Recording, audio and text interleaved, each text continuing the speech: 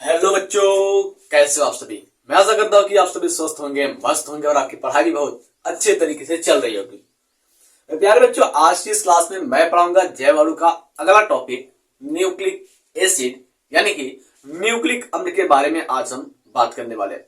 Nucleic अम्ल क्या होता है, न्यूक्लिक अम्ल की खोज किसने की, इसका नाम किसने दिया, ये पाया कहाँ जाता है, इसकी नेचर कैसी होती है, ये कितने प्रकार की होती है, सभी बातों को आज की इस क्लास में हम डिस्कस करने वाले हैं। चलिए आज की क्लास को शुरू करते हैं जोरदार तरीके से। सबसे पहले अगर हम बात करते हैं तो हम डालेंगे अपने टॉपिक का नाम। टॉपिक है हमारा न्यूक्लिक एसिड, ठीक है। न्यूक्लिक एसिड यानी कि न्यूक्लिक अम्ल, ठीक। तो अभी हम बात करते हैं न्यूक्लिक अम्ल क्या होता है। कि उससे पहले हम बात कर लें कि जो न्यूक्लिक अम्ल है ये शब्द किसने दिया या न्यूक्लिक अम्ल की खोज किसने की। तो हम बात करते हैं जो न्यूक्लिक अम्ल की खोज है या डिस्कवरी है इसके बारे में। तो सबसे पहले 1869 ईस्वी यानी कि 1819 में फ्रेडरिक मिशन नाम के एक वैज्ञानिक थे जिन्होंने पस सेल के अंदर न्यूक्लिक एसिड की खोज की और उसे नाम दिया न्यूक्लिन। क्या नाम दिया? न्यूक्लिन नाम दिया। देन उसके बाद न्यूक्लिन को न्यूक्लिक एसिड कहा गया बिकॉज ये न्यूक्लियस में पाया जाता है और इसका जो नेचर होता है वो एसिडिक होता है, ठीक है। एसिडिक नेचर यानी कि अम्लीय प्रकृति के होने के कारण और साथ ही साथ ये केंद्रक में उपस्थित होता है, इस वजह से इसे न्यूक्लिक अम्ल कहा गया। बात समझ में आई? चलिए इसी बात को अगर हम लिखने की कोशिश करते हैं, लिख करके आपको समझाते हैं तो कितना अच्छा रहेगा। देखिए अगर हम बात करते हैं इसके डिस्कवरी की,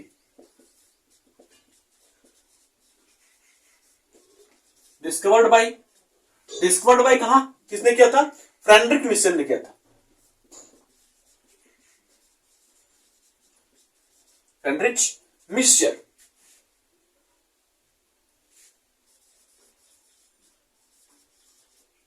फ्रेडरिक मिशन ने क्या किया था? इसको डिस्कवर किया था कितने सन में? 1869 में। ये वैज्ञानिक का नाम है और ये खोज किया गया था। बात समझ में आई? कहां पर किया था वो भी जान लेते हैं। इन पस सेल, ठीक है। कहां पर किया था? पस सेल। क्या नाम दिया? न्यूक्लिन नाम दिया, कॉल्ड न्यूक्लिन।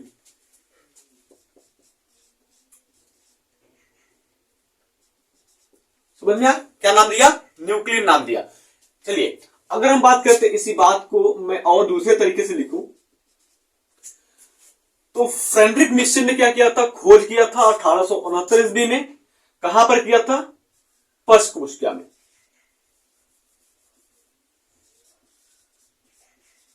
पस कोशिका। और क्या कहा? न्यूक्लिन नाम दिया ना, न्यूक्लिन नाम दिया। 1869 ईस्वी में पस कोशिका के अंदर खोज किया और क्या नाम दिया? न्यूक्लिन नाम दिया। बात समझ में आया? चलिए अगली बात करते हैं कि इस न्यूक्लिन को न्यूक्लिक एसिड किसने कहा और क्यों कहा, ठीक है।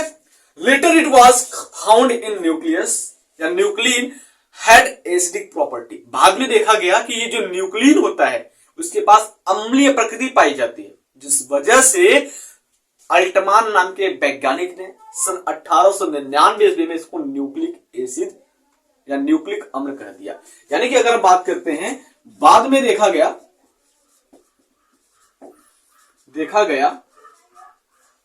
कि इस न्यूक्लिन के पास अम्लीय गुण है, जिस वजह से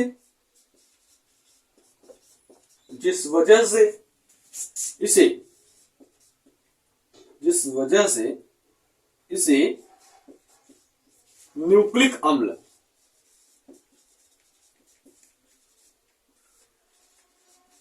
न्यूक्लिक अम्ल कहा गया। न्यूक्लिक अम्ल कहा गया। बात समझ में आई? किसने न्यूक्लिक अम्ल कहा? या टर्म न्यूक्लिक एसिड की बात करते हैं तो टर्म न्यूक्लिक एसिड अल्टमान ने दिया था। कब दिया था? 1899 में, 1899 में। अब बात करते हैं, इसी बात को हम इंग्लिश में थोड़ा सा लिखते हैं क्योंकि इंग्लिश वाले भी बच्चे पढ़ रहे हैं। तो later it was found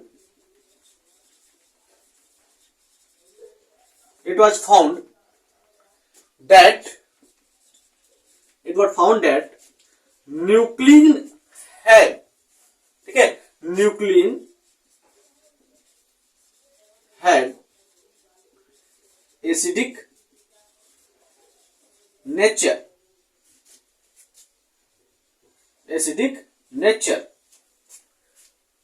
and hence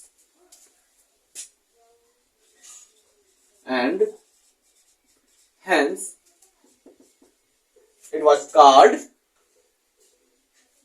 nucleic acid, and hence it was called nucleic acid.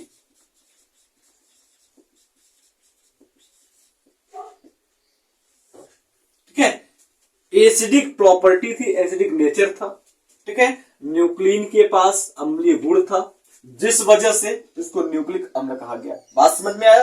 अब अगर हम बात करते हैं आखिरी पॉइंट में, तो न्यूक्लिक एसिड टर्म यानी कि जो शब्द है वो किसने यूज किया था? टर्म न्यूक्लिक एसिड की बात करते हैं। Term nucleic acid coined by, या न्यूक्लिक अम्ल शब्द का प्रयोग किसने किया था? तो बात करते हैं किसकी? अल्टमान की। क्या नाम था उसका? अल्टमान।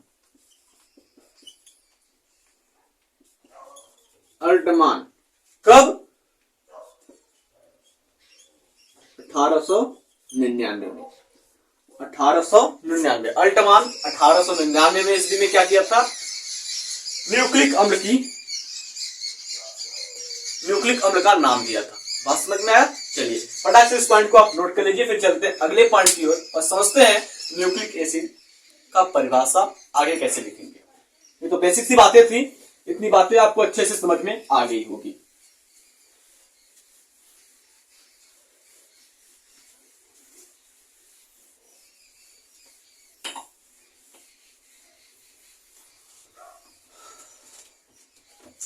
अब बात करते हैं कि न्यूक्लिक एसिड होता है उसको हम कहते क्या है। देखो, न्यूक्लिक एसिड जो होता है वो एक इंफॉर्मेशन स्टोरेज डिवाइस होता है। इंफॉर्मेशन स्टोरेज डिवाइस होता है क्या? सूचनाओं को ग्रहण करने वाला एक यंत्र होता है जो हमारे कोशिका के अंदर पाया जाता है। क्या? हमारे कोशिका के अंदर पाए जाने वाला सूचना को इकट्ठा करके रखने वाला एक छोटा सा यंत्र होता है। द जेनेटिक इंफॉर्मेशन यानी कि आनुवांशिक सूचना किसी भी कोशिका के जीवित या फिर किसी भी जीवित कोशिका के जो आनुवांशिक सूचनाएं होती है ना, उसको ये ग्रहण करके रखता है, सिवाय आरएनए वायरस को छोड़कर। किसको? आरएनए वायरस को छोड़ करके। जो आरएनए वायरस होता है उसकी सूचनाएं आरएनए के अंदर जाती है और जो बाकी के ऑर्गेनिज्म है उनकी सूचनाएं जो होती है वो डीएनए के अंदर जाती है। बिकॉज क्योंकि जो डीएनए होता है ये आनुवांशिक पदार्थ होता है।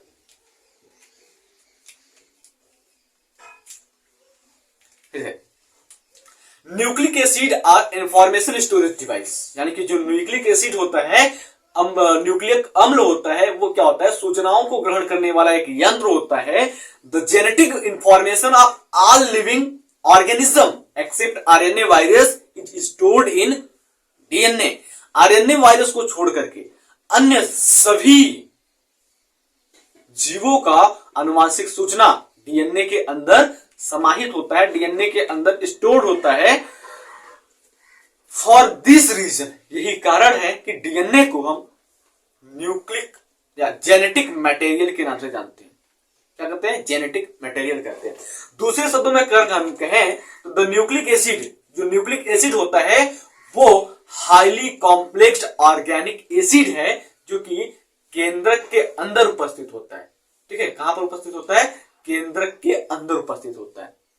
ठीक है, चलिए अगर हम इसी बात को लिखना शुरू करें और कैसे लिखेंगे उसको समझते हैं। तो अगर हम बात करते हैं जो न्यूक्लिक अम्ल है, न्यूक्लिक अम्ल सूचना को ग्रहण करने वाला या फिर कह लें सूचना का स्टोरेज डिवाइस है या सूचनाओं का स्टोरेज डिवाइस है।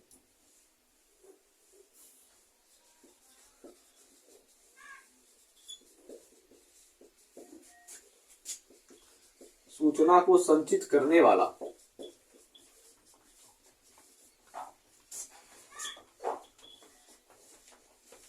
यंत्र है। सूचना को संचित करने वाला क्या है?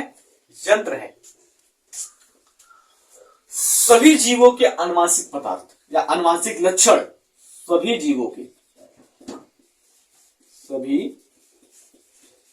के आनुवांशिक लक्षण, आनुवंशिक लक्षण सिवाय आरएनए वायरस,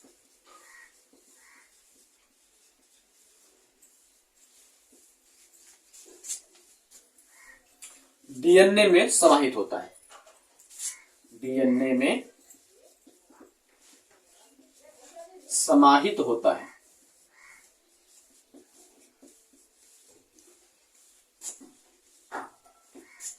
इसी कारण डीएनए को आनुवंशिक पदार्थ कहा जाता है।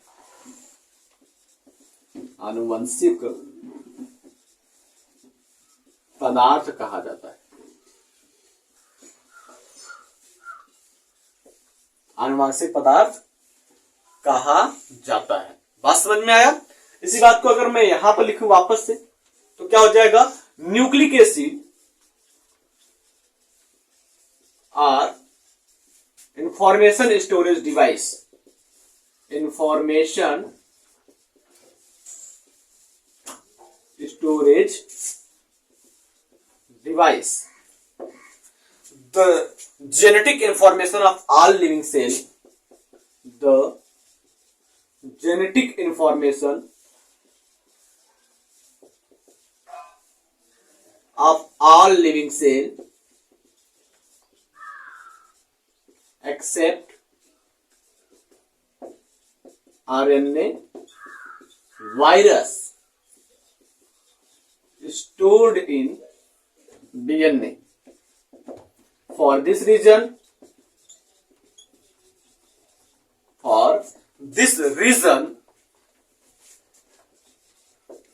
DNA called genetic material.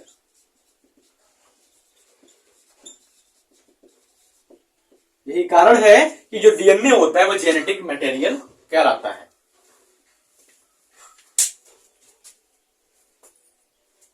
चलिए आगे की अगर हम बात करते हैं इसका स्ट्रक्चर कैसा होता है जेनेटिक मटेरियल का, या उससे पहले अगर हम बात कर लें जो आपके न्यूक्लिक एसिड होते हैं वो कितने प्रकार के होते हैं। ठीक है, according to NCERT nucleic acid are two type. जो न्यूक्लिक अम्ल होते हैं वो एनसीईआरटी के आधार पर या एनसीईआरटी के अनुसार दो प्रकार के होते हैं। न्यूक्लिक एसिड यानी कि न्यूक्लिक अम्ल दो प्रकार के होते हैं। कौन कौन से? DNA,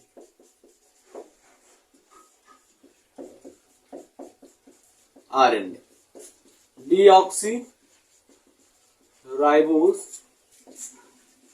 nucleic acid, ribose nucleic acid. बात समझ में आई भाई? DRC ribose nucleic acid, ribose nucleic acid. अब अगर हम बात करते हैं आगे की ओर इसकी स्ट्रक्चर क्या होती है, कैसे ये काम करता है।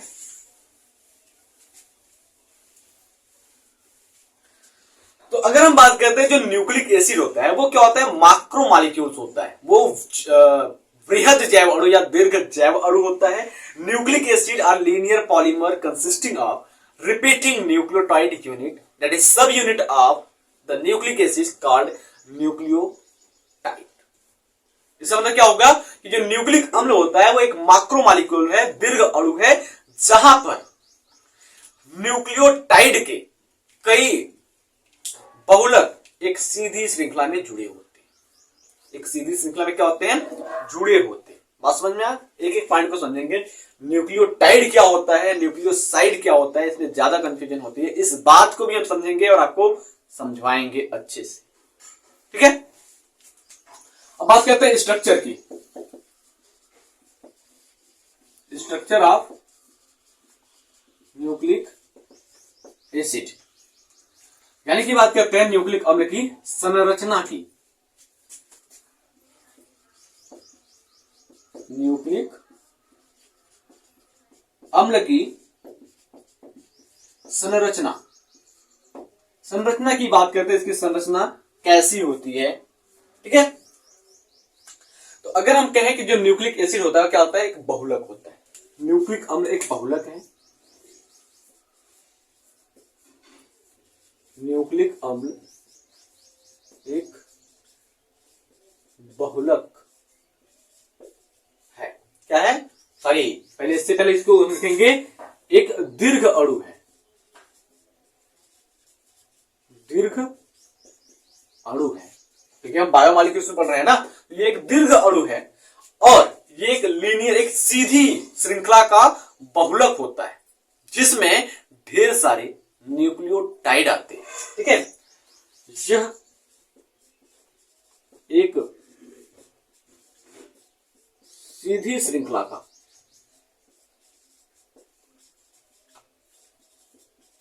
बहुलक है जिसमें कई nucleotide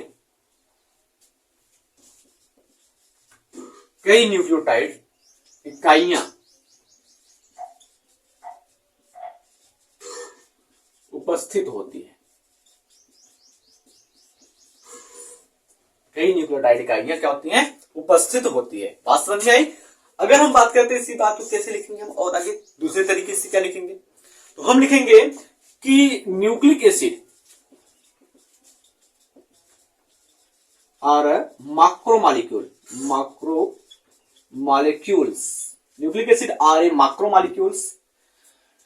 it is a linear polymer consisting, it is linear, या nucleic acid are linear polymer consisting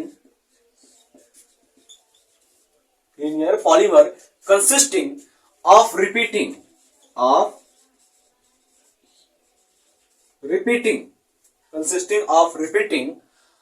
nucleotide unit, nucleotide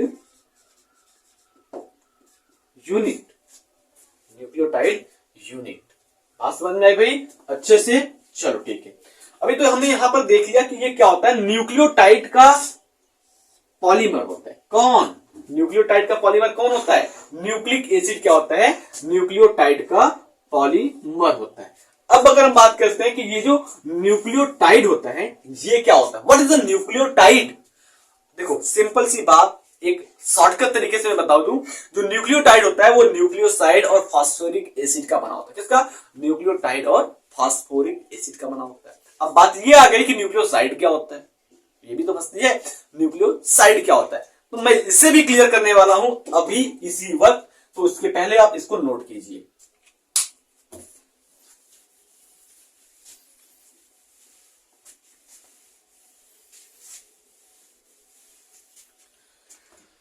nucleotide,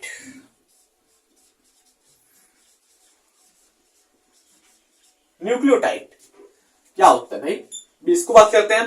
nucleotide क्या होता है? ये मोनोमेरिक यूनिट होता है। क्या होता है? मोनोमेरिक यूनिट होता है, यानी कि सिंगल सा चीज इसमें पाया जाता है न्यूक्लिक एसिड का। ये क्या होता है? मोनोमेरिक यूनिट होता है। या फिर कह लें कि ये जो न्यूक्लियोटाइड होता है ना भाई, ये न्यूक्लियोटाइड जो होता है वो न्यूक्लिक एसिड की संरचनात्मक इकाई है, structural unit of nucleic acid. ठीक है, a short nucleic acid called oligonucleotide. एक छोटा सा जो न्यूक्लिक एसिड होता है उसको ओलिगो न्यूक्लियोटाइड के नाम से जानते हैं, और एक लंबा सा जो न्यूक्लिक एसिड होता है उसको हम क्या कहते हैं, पॉलीन्यूक्लियोटाइड। समझ में आया अच्छे से। अब अगर हम बात करते हैं तो ये क्या होता है, ये न्यूक्लिक अम्ल की या न्यूक्लिक एसिड की संरचनात्मक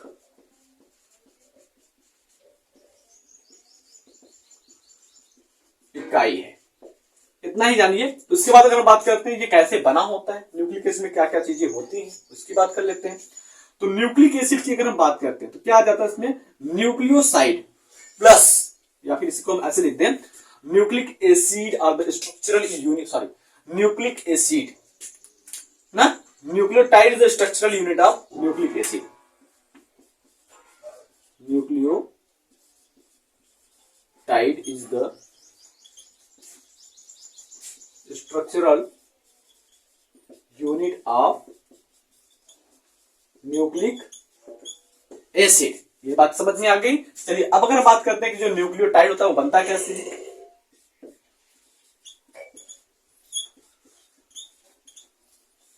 न्यूक्लियोटाइड ये बना कैसे, यहां पर देखो न्यूक्लियोसाइड और फास्फोरिक एसिड होता है। न्यूक्लियोसाइड प्लस फास्फोरिक एसिड,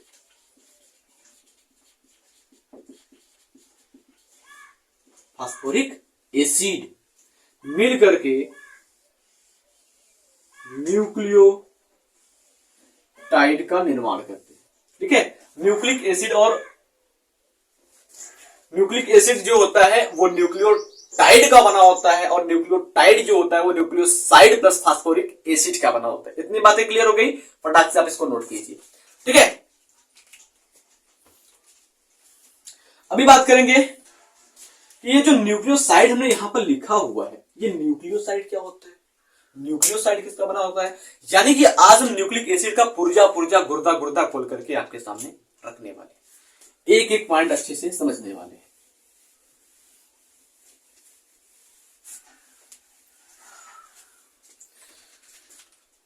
अब बात करते हैं न्यूक्लियोसाइड की। न्यूक्लियोसाइड क्या होता है, तो न्यूक्लियोसाइड क्या होता है, nucleoside is the structural unit of nucleotide. ये भी कह सकते हैं ना कि भाई जो न्यूक्लियोटाइड है वो न्यूक्लिक एसिड को बनाता है, लेकिन न्यूक्लिक एसिड को तो न्यूक्लियोटाइड बनाता है, लेकिन ये न्यूक्लियोटाइड खुद किसका बना होता है, ये न्यूक्लियोटाइड बना होता है न्यूक्लियोसाइड प्लस फास्फोरिक एसिड का। तो हम क्या कर सकते हैं, ये तो एक यूनिट है ना उसको निर्माण करने वाला, तो हम कह सकते हैं कि it is the structural unit of nucleotide, या फिर कह सकते हैं nucleoside and phosphoric acid is the structural unit of nucleotide. Phosphoric acid और न्यूक्लियोसाइड क्या होती है, न्यूक्लियोटाइड की संरचनात्मक इकाई होती है। बात समझ में आई। चलिए अब क्या लिखेंगे हम, न्यूक्लियोसाइड क्या होता है, कैसे ये बनता है, इसको हम लिख सकते हैं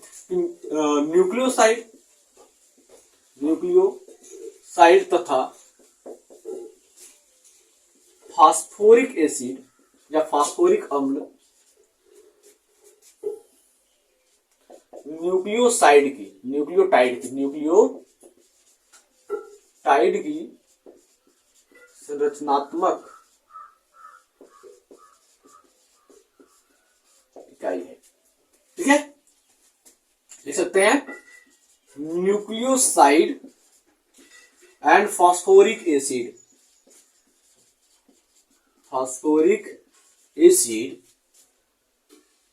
is the structural unit of nucleotide।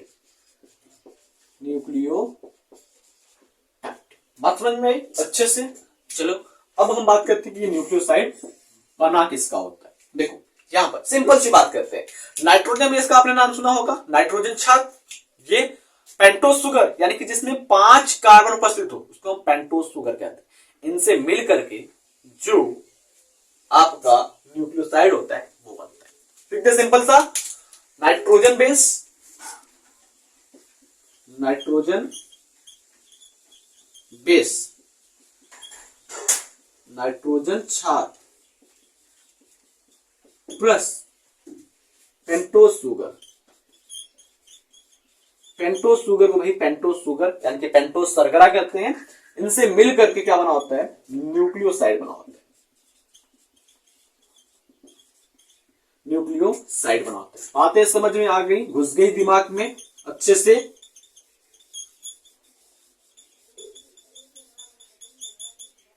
Okay, चलो इतना हो गया ना। अब अगर हम बात करते हैं नाइट्रोजन शुगर क्या होता है, फास्फोरिक नाइट्रोजन बेस क्या होता है, पेंटोज शुगर क्या होता है, फास्फोरिक एसिड क्या होता है, ये भी है आपके चैप्टर में। फास्फोरिक एसिड भी है, वो क्या होता है इसको समझते हैं। देन लास्ट में हम समझेंगे डीएनए क्या होता है, आरएनए क्या होता है। एक एक स्ट्रक्चर को हम अच्छे से समझते हैं। सबसे पहले अगर हम बात करते हैं तो आप इसको नोट कीजिए, ताकि हम आपको नाइट्रोजन बेस को, पेंटोज शुगर को और फास्फोरिक एसिड को अच्छे से समझा सकें।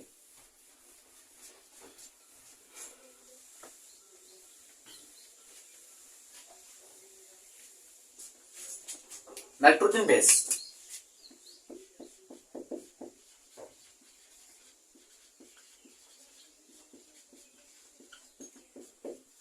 नाइट्रोजन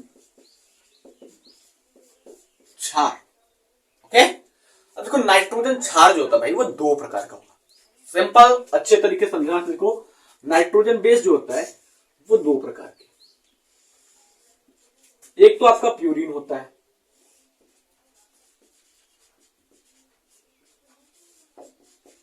प्यूरिन, दूसरा आपका पिरिमिडीन होता है। क्या होता है, पिरिमिडीन।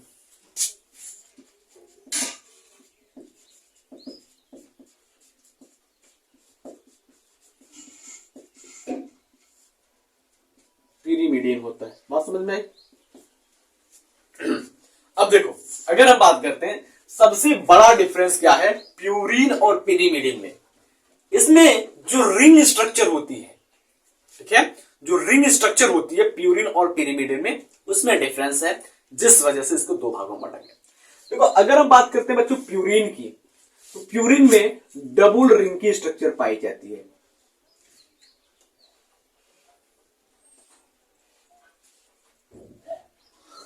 लेट मी चेक, इधर दिखाई दे रहा है कि नहीं दिखाई दे रहा है? दिख रहा है। प्यूरिन में क्या होता है, डबल रिंग स्ट्रक्चर पाया जाता है, जबकि while in pyrimidine single ring structure present. यानी कि पिरिमिडीन की बात करते हैं तो यहां पर केवल और केवल एक ही रिंग स्ट्रक्चर पाया जाता है। बात समझ में आई?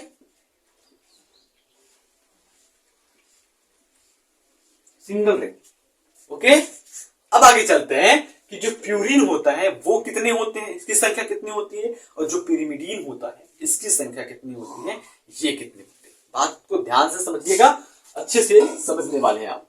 अब अगर हम बात करते हैं जो प्यूरिन होता है ये भी दो ठो होता है, और पिरिमिडीन जो होता है ये भी दो ठो होता है। ठीक है, नंबर एक पर अगर हम बात करते हैं एडेनिन, ठीक है, नंबर एक पर क्या आता है प्यूरिन में, एडेनिन। ठीक है, एडेनिन, इसको हम लिखते कैसे हैं, कैपिटल ई से, इसका सिंबल है कैपिटल ए। दूसरे नंबर पर आता है आपका एडेनिन हो गया, दूसरे नंबर पर आता है गुआनिन, गुआनिन, इसको लिखते हैं कैपिटल जी से। ठीक है, ये दोनों हो गए। दूसरी बात, अब अगर हम बात करते हैं पिरिमिडीन में, तो पिरिमिडीन में भी तीन चीजें आती है। पिरिमिडीन में क्या आती है, तीन चीजें आती है, साइटोसिन, साइटोसिन हिंदी में भी वही नाम होगा साइटोसिन, इसको सी से रिप्रेजेंट करते हैं। दूसरा जो होता है वो होता है थायमिन, इसको टी से रिप्रेजेंट करते हैं। तीसरा जो होता है वो होता है यूरासिल, यूरासिल, इसको कैपिटल सी से रिप्रेजेंट करते हैं। बात समझ में आई? प्यूरिन में double ring structure, adenine, guanine, इसके एग्जांपल। पिरिमिडीन में single ring structure, cytosine, thymine, uracil, इसके एग्जांपल। बात समझ में आई?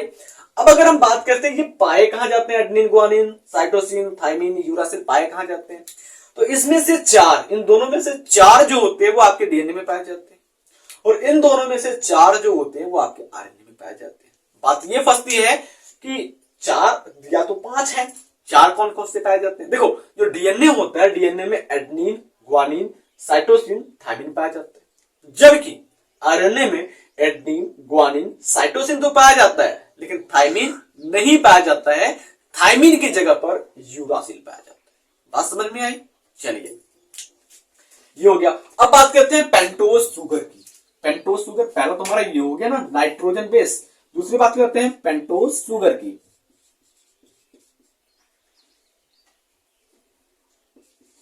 पेंटोज शुगर, पेंटोज शुगर यानी कि पेंटोज शर्करा।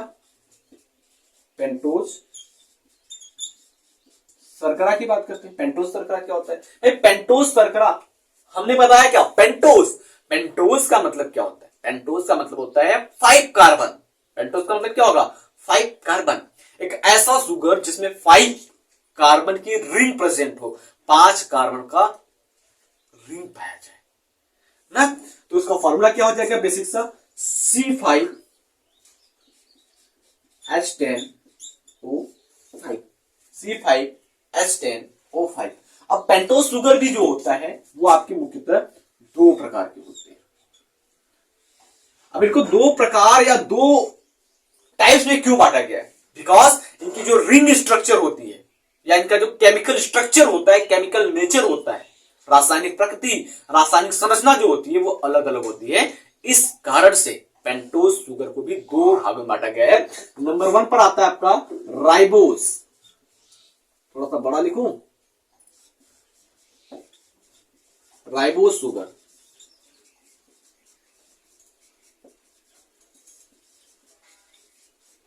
राइबोज शर्करा।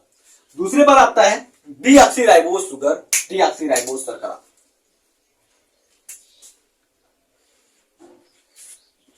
डीऑक्सीराइबोज शुगर, जिसको हम कहते हैं डीऑक्सी राइबोज शर्करा। ओके, डिटेल्स की स्ट्रक्चर की। तो पेंटोज शुगर, एक ऑक्सीजन बीच में,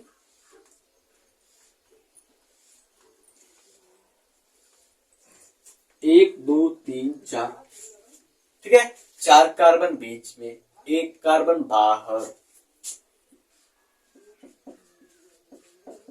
इस प्रकार से यहां पर हाइड्रोजन आ जाएगा।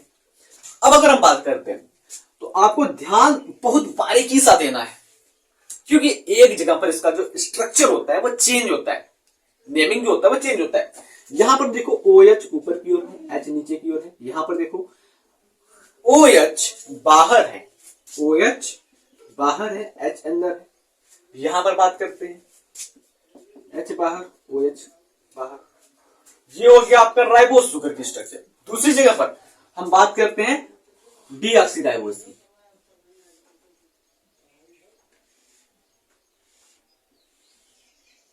डीऑक्सीराइबोज की बात करते हैं तो हमारा ये सिमिलर रहेगा, 1 कार्बन बाहर रहेगा ही, ठीक है। OH ऊपर, H नीचे। अब देखो मजे की बात ये है कि यहां पर ये चीजें चेंज होंगी। OH चला जाएगा अंदर और H आ जाएगा बाहर। यहां पर भी मैं यहां पर भी चेंज कर दूं कलर, HOH। तो सेकेंड कार्बन पर देखो ये ऑक्सीजन है, 1 2, सेकेंड कार्बन पर अगर हाइड्रोक्सिल समूह OH बाहर की ओर है तो वो राइबोज शुगर, और सेकेंड कार्बन पर हाइड्रोक्सिल समूह यानी कि OH अंदर की ओर है, इनर साइड है, तो क्या कहेंगे हम? डीऑक्सीराइबोज। बात समझ में आया? चलिए इतना फटाक से आप नोट कीजिए। उसके बाद हम समझते हैं फास्फोरिक एसिड क्या होता है। What is the phosphoric acid?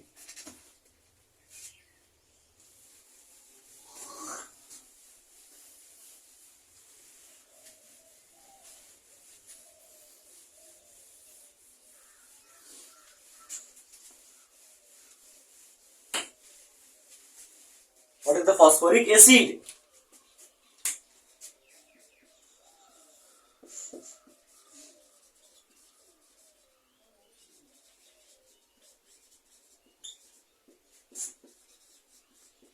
Phosphoric अम्ल।